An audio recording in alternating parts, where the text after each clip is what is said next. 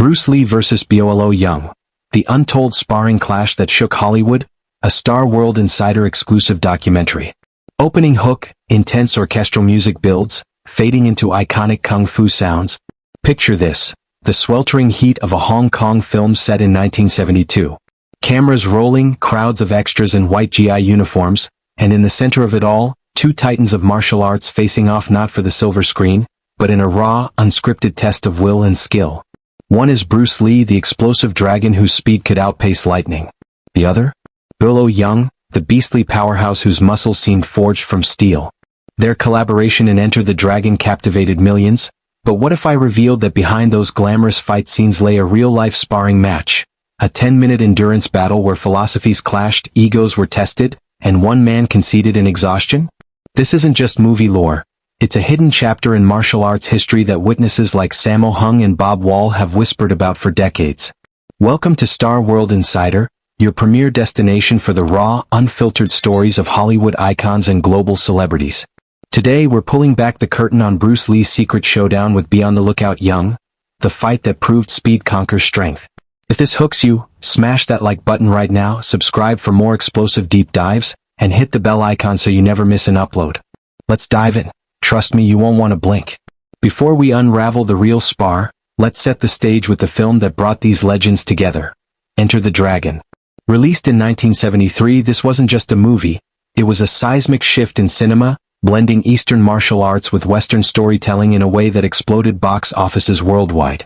Directed by Robert Clouse and co-produced by Warner Brothers and Golden Harvest, it grossed over $400 million adjusted for inflation on a shoestring budget of $850,000. But behind the triumph? Chaos, rewrites, and decisions that altered history. Bruce Lee, already a superstar in Asia from hits like The Big Boss, 1971, and Fist of Fury, 1972, envisioned Enter the Dragon as his magnum opus, a platform to showcase his revolutionary Jeet Kune Do philosophy to the world. He meticulously choreographed every fight, infusing them with symbolism and raw intensity. One such sequence was an epic showdown between his character, Lee, and Bolo Yeung's henchman, simply named Bolo. This wasn't mere fisticuffs, it was a philosophical war. Bruce's Lee represented speed, precision, and adaptability, the fluid be-like-water ethos. Bolo, with his imposing 5 feet 6 inches, 154-pound frame of rippling muscle, embodied brute strength and intimidation, a walking testament to traditional power. The matchup promised fireworks, Bruce darting like a shadow, dismantling Bolo's charges with surgical strikes. It was meant to be a centerpiece, heightening the film's tension before the climactic mirror room battle with the villain Han, played by Shi Qian. Imagine the crowd roaring as Bolo's massive arms swing like battering rams, only for Bruce to evade, counter, and expose the flaws in raw power. But as production progressed in Hong Kong's humid studios and outdoor locations like the now-demolished Palm Villa, Warner Brothers executives stepped in. In a strategic move to streamline the narrative, they slashed Bolo's role. Producer Fred Weintraub later explained in his memoirs that focusing on Bruce's arc and the Han showdown was paramount. We couldn't risk diluting the emotional pinnacle. Another major fight might overshadow the core conflict. This decision frustrated Bruce, who saw the scene as a perfect embodiment of his teachings, adaptability triumphing over rigidity. Bolo too felt the cut deeply, his screen time reduced to a brutal skirmish with John Saxon's character, Roper, where he snaps necks and crushes foes with terrifying ease. Yet this very excision planted the seeds for their off-screen clash. Behind-the-scenes accounts from co-stars paint a vivid picture. Bob Wall, who played the villain O'Hara and was a black belt karateka, recalled in interviews, Bruce was disappointed, but it fueled the energy on set. Bolo was this massive presence. You could feel the unspoken challenge. Jim Kelly, the karate champion portraying Williams, noted the professional intensity. It was like watching two alphas circle. No bad blood, just pure competitive spirit. Even stunt performers like a young Jackie Chan, who got killed by Bruce in a scene, and Sammo Hung watched in awe as the tension simmered. This cut wasn't isolated. Enter the Dragon faced numerous hurdles. Cultural clashes between American and Hong Kong crews, language barriers, and real injuries, like Bob Wall accidentally slicing Bruce with broken bottles during their fight, added to the drama. Bruce insisted on authenticity, recruiting genuine martial artists as extras, turning the set into a dojo of egos. Rumors flew of extras challenging Bruce to prove his mettle, leading to impromptu demonstrations where his speed silenced doubters. One heckler was dismantled in seconds. As Wall attested, Bruce handled it with grace, but it showed he was the real deal.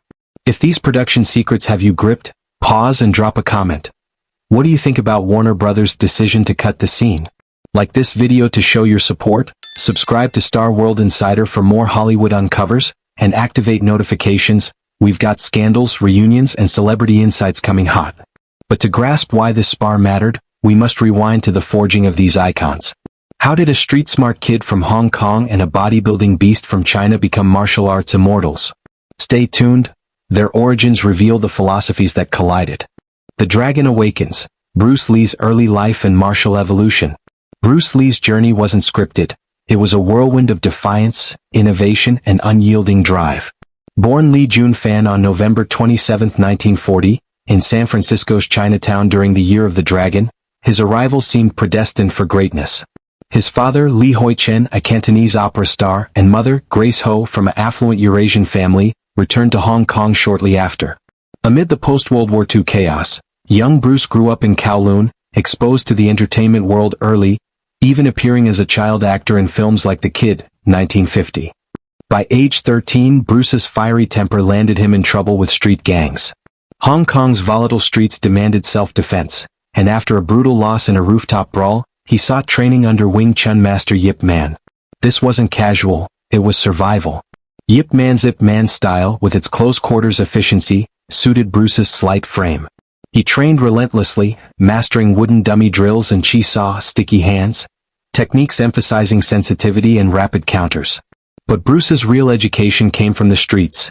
Numerous fights honed his instincts, blending Wing Chun with raw pragmatism. What set Bruce apart? His insatiable curiosity. While peers adhered to tradition, Bruce questioned boundaries. He studied Western boxing, inspired by Muhammad Ali's footwork, fencing for linear attacks, judo for throws, and even cha-cha dancing for agility. By 1958, he won Hong Kong's Interschool Boxing Championship, defeating a three-time champ with sheer speed. Yet, escalating gang violence prompted his parents to send him back to America at 18, with $100 and a dream. In Seattle, enrolling at the University of Washington in philosophy, Bruce supported himself teaching martial arts. His Jun-fan Gung Fu Institute challenged norms, teaching non-Asians, a taboo that irked traditionalists. Students like Jesse Glover recalled his demos. Bruce's one-inch punch sent me flying. It was physics meets fury. Controversies arose. In 1964, a challenge from Wong Jack Man over teaching outsiders led to an infamous Oakland fight. Bruce won in minutes but was dissatisfied with Wing Chun's limitations, sparking Jeet Kune Do's birth. Jeet Kune Do, the way of the intercepting fist, emerged around 1967 as a hybrid philosophy, not a rigid style. Drawing from 26 arts, it emphasized simplicity, directness, and adaptability. Absorb what is useful, discard what is not, Bruce preached. Training was grueling. 500 daily punches, 1-finger push-ups, 2,000 kicks per leg. His physique, 5 feet 8 inches, 141 pounds of coiled power, was functional, not bulky. Mental acuity was key. He read voraciously from Eastern philosophy to Western strategy. Hollywood beckoned with The Green Hornet, 1966, whereas Kato, his kicks stole scenes. But racism stalled him. His kung fu concept went to David Carradine. Returning to Hong Kong, the big boss shattered records, making him a sensation. By Enter the Dragon, Bruce was a global force, ready to export his vision. Fascinated by Bruce's rise? Comment your favorite Lee film below. Like if you're inspired, subscribe to Star World Insider, and bell on next Bolo's Beastly Origins. Section 3. The Beast Rises, Bolo Yeung's path from Guangzhou to global villain. Contrast Bruce's innovative spirit with Beyond the Lookout Yeung's traditional might. Born Yang Zi on July 3, 1946, in Guangzhou, China, Bolo's early life was steeped in discipline amid post-revolution turmoil. Starting martial arts at 10, he immersed in Shaolin Kung Fu, Tai Chi, and other classical forms, emphasizing power, forms, and endurance. Masters drilled katas and stances, building his foundation. But Bolo's transformation came via bodybuilding, rare in 1960s China. Inspired by Western icons like Steve Reeves, he combined weights with martial training, sculpting a physique that won Mr. Hong Kong in 1967, holding it for a decade. At 5 feet 6 inches and 154 pounds, his muscles were legendary. benching 300 plus pounds, crushing coconuts. This hybrid made him agile yet devastating. Fleeing to Hong Kong in the 1960s, Bolo entered cinema via Shaw Brothers, debuting in The Heroic Ones, 1970. His bulk and agility cast him as villains in over 100 films. A cigarette ad shoot introduced him to Bruce, who cast him in Enter the Dragon. Bolo later said, "Bruce was like a brother, we shared techniques." Yet, his power-focused style, rooted in brute force and absorption, contrasted Bruce's efficiency. Bolo's legacy? Iconic roles in Bloodsport, 1988, as Chong Li influencing villain archetypes. His endurance and power inspired powerlifters in MMA. If Bolo's story pumps you up, like and share. Subscribe, notifications on. Up next, their paths collide in Enter the Dragon. Section 4. Convergence on set, production turmoil and rising tension. As Enter the Dragon filmed, cultures clashed. American producers pushed pace. Hong Kong crews emphasized detail. Bruce, star and choreographer, demanded perfection. Bolo's reduced role, from major antagonist to henchman, stung, but he shone in his scene with Saxon. Witnesses noted rivalry.